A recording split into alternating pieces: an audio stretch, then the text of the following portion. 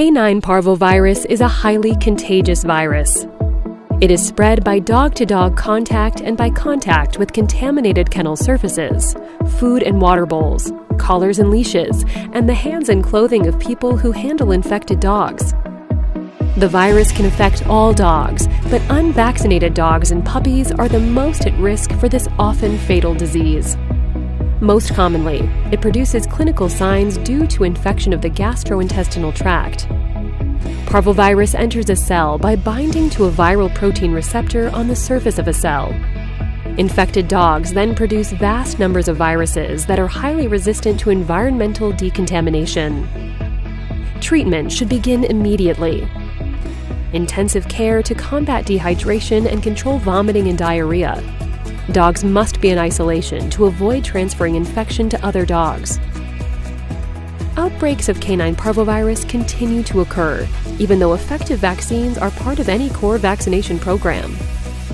Dogs that recover from disease or are protected through vaccination have an immune response that produces antibodies that inactivate viruses. Recognition of the potential for antibody treatment stimulated Elanco scientists to work on a therapy to help save dogs' lives. A new paradigm based on antibodies, targeted monoclonal antibodies, could offer improved outcomes. In human medicine, about half the drugs being developed are based on monoclonal antibodies. This market has experienced explosive growth. It was hoped that if produced in large amounts, an injection of monoclonal antibodies would offer an immediate high level of defense against parvovirus.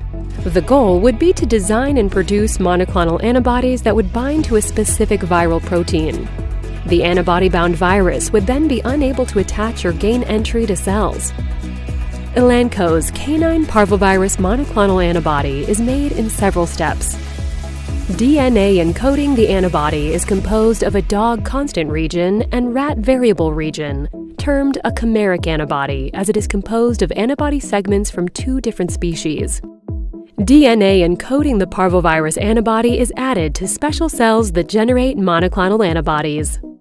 The monoclonal antibody is selectively removed from the cells and all other proteins and materials are washed away, leaving the highly purified canine parvovirus monoclonal antibody.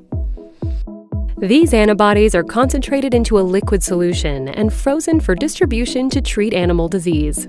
The solution containing these parvovirus monoclonal antibodies is frozen for storage and distribution to veterinary clinics, where the product must be stored frozen at less than or equal to -15 degrees Celsius, or 5 degrees Fahrenheit. Once thawed, the canine parvovirus monoclonal antibody is administered intravenously at a dose of 0.2 milliliters per kilogram, or 2.2 pounds, of the dog's body weight, once diagnosis is confirmed. Canine parvovirus monoclonal antibody binds to the canine parvovirus, inhibiting it from entering into the host cell. There are other hypothesized mechanisms of actions, including aggregation and sequestration of virus particles, destabilization of the virus, and phagocytosis of virus by innate immune effector cells.